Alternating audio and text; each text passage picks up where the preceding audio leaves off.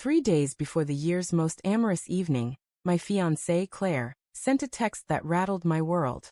It was a brisk Monday afternoon, and I'd just left a drawn-out work meeting when her message flashed across my phone. "Can we talk tonight? There's something serious we need to discuss." My thoughts immediately darted to our wedding preparations. Perhaps the guest list or her gown's final adjustments. We'd been engaged for 8 months, together for 3 years, with our October ceremony carefully orchestrated.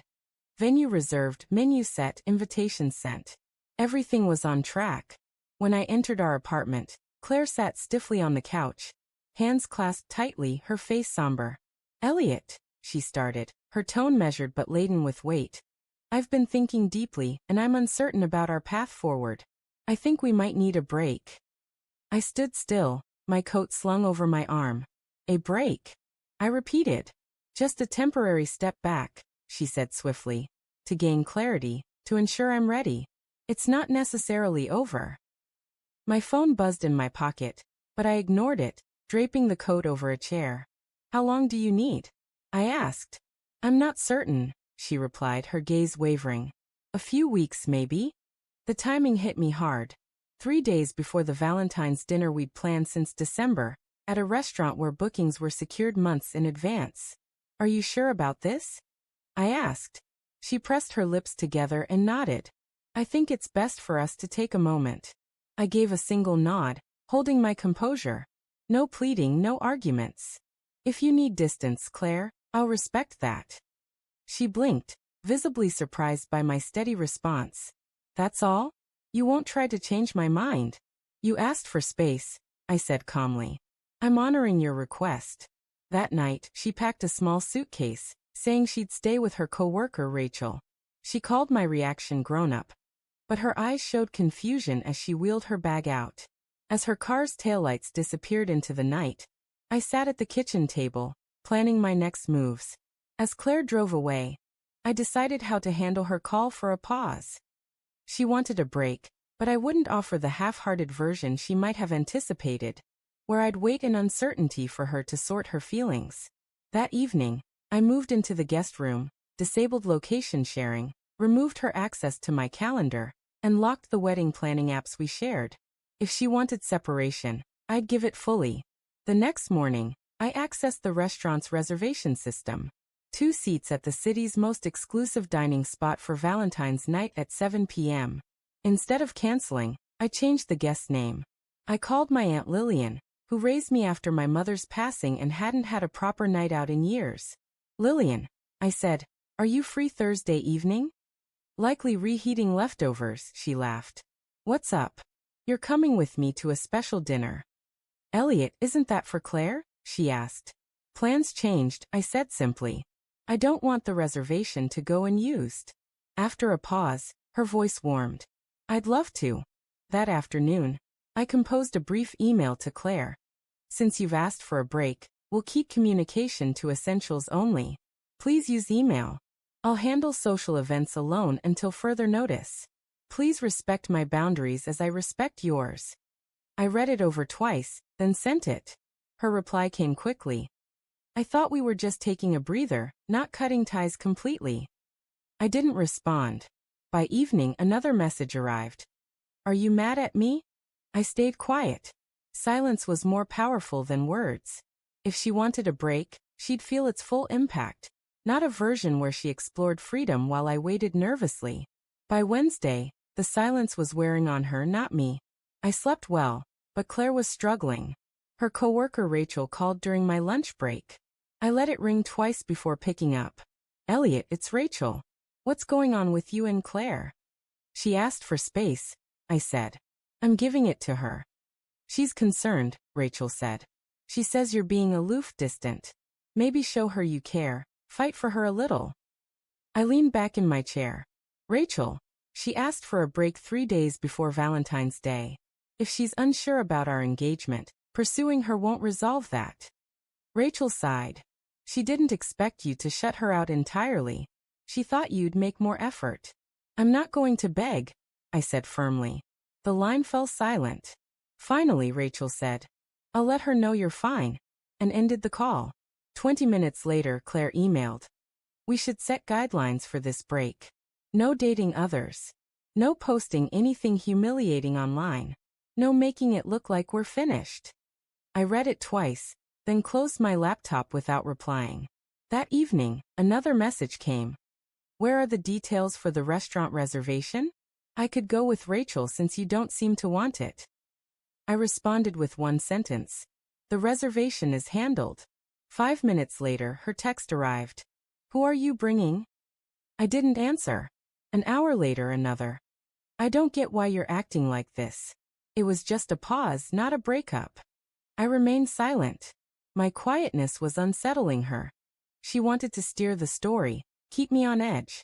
Instead, I took that control away. By bedtime, I had 14 unanswered messages from her.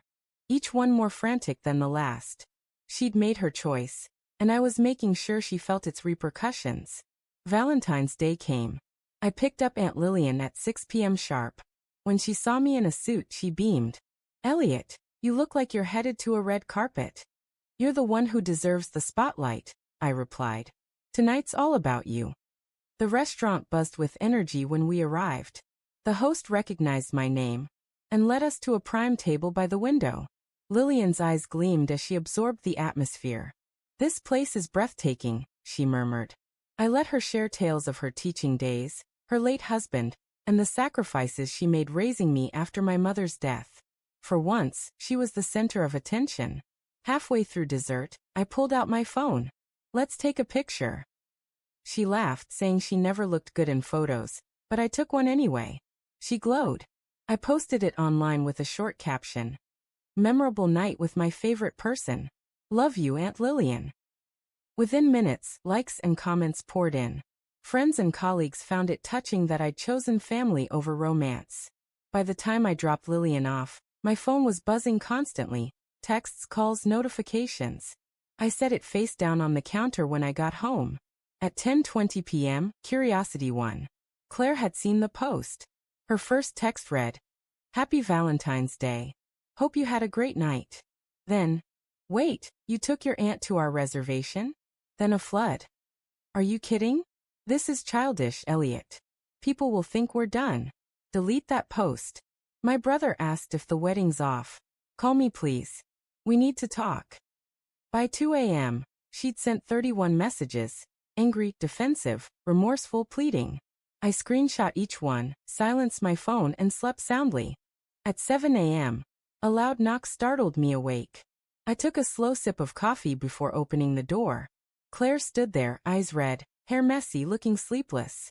She brushed past me. We need to talk, she said. About what? I asked, shutting the door. About last night. About everything. I leaned against the counter. Go ahead. She paced, twisting her hands. You made it seem like we're over. My mom called me in tears. People think the wedding's canceled. Did you tell her you're unsure about marrying me? I asked calmly. That's not the issue. It's exactly the issue. She stopped pacing, her voice cracking. I messed up, Elliot. I was overwhelmed and said something stupid. I don't want to break. I studied her. One question. Is there someone else? Her eyes darted away briefly. No, of course not. I opened my phone, pulled up the rideshare app, and showed her the screen. 3 late-night trips to Mark Thompson's loft in the past 2 weeks, from our shared account. Care to explain? Her face went pale. Mark's just a friend. He needed someone to talk to. It's not what you think. I swiped to an email from a florist, showing a bouquet sent to Mark's address, paid from our joint account, with a note. For you. Hope it brightens your day. See. Does this sound familiar? She froze, then whispered. It didn't mean anything. I set the phone down. Here's the plan. Stay at Rachel's. If you need anything from here, let me know in advance. That's it. Tears filled her eyes. You're just giving up on us? You asked for time to think, I said, opening the door. Now you have it. She paused, then left without another word. By the weekend, Claire was in damage control mode, telling friends we'd had a small misunderstanding. Rachel posted vague quotes about growth and love in tough times. But my Valentine's post stayed up, and people formed their own opinions. Saturday morning, my friend Tom called, asking if Claire and I were really on a break. He mentioned seeing her with Mark at a cafe on 10th Street weeks earlier, their behavior suggesting more than a professional meeting. I thanked him and hung up. The rideshare logs and florist receipt had already pointed to the truth, but Tom's story confirmed it. That afternoon, I emailed the wedding venue to cancel, accepting the steep fees without hesitation. On Sunday, I found roses and a note outside my door. Elliot, I'm so sorry. I was confused. We can fix this. I threw the flowers and note down the trash chute. The more Claire tried to downplay her actions, the more others saw the reality. For the first time, I wasn't protecting her. By Monday, the evidence was undeniable in our shared accounts. Rideshare logs showed 4 trips to Mark's building since New Year's Eve, all late at night when Claire said she was working. Cafe receipts, drinks billed to Mark's address on mornings she had early meetings. No rumors, just facts.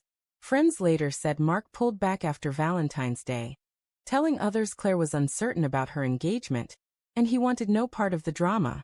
He'd been a brief distraction, not a commitment. That clarified everything. Mark wasn't the problem. He was evidence Claire had crossed a line. That afternoon, I signed the wedding cancellation forms. The venue's cost was high, but it felt like the best investment I'd ever made. Claire sent a long message that night. I was scared. I didn't mean for it to go this far. I want to come home. I replied. You wanted time. You've got it. Then I blocked her number. I slept peacefully, no buzzing phone, no doubts. In the morning, I boxed up her remaining things and stored them in the closet. Out of sight, out of mind. The truth was clear. Claire wanted options and Mark was one. She didn't expect me to take her break seriously, assuming I'd wait while she wavered. Instead, I made the decision she couldn't. 2 weeks later, she emailed, asking to meet at the park near Whitfield Hospital. She arrived late, wrapped in a coat, clutching a bag, her face crumpling when she saw me. Elliot, I'm sorry. I lost my way. It was stress, the pressure. I didn't mean it. I stood firm. You asked for a break. I gave it to you. It wasn't supposed to end us, she pleaded. I just needed space. I love you. Love doesn't involve midnight trips to Mark's, I said calmly. Her eyes welled up. That was a mistake. No, I replied. It was an answer. She stepped closer. We can fix this. I'll cut him off. The wedding can go on. It's already canceled, I said. Venue, caterer, deposits, all done. She gasped. You really don't want to try? You wanted time to think, I said. Now you have it. She stood there, waiting for me to soften. When I didn't, she rushed to her car and drove off. I stayed in the park, then met Aunt Lillian for dinner at a cozy diner. Over pie and coffee, she said. You seem lighter, Elliot, like you've shed a heavy burden. I nodded. I have. And that was the truth. Claire's pause began the story, but I wrote its ending.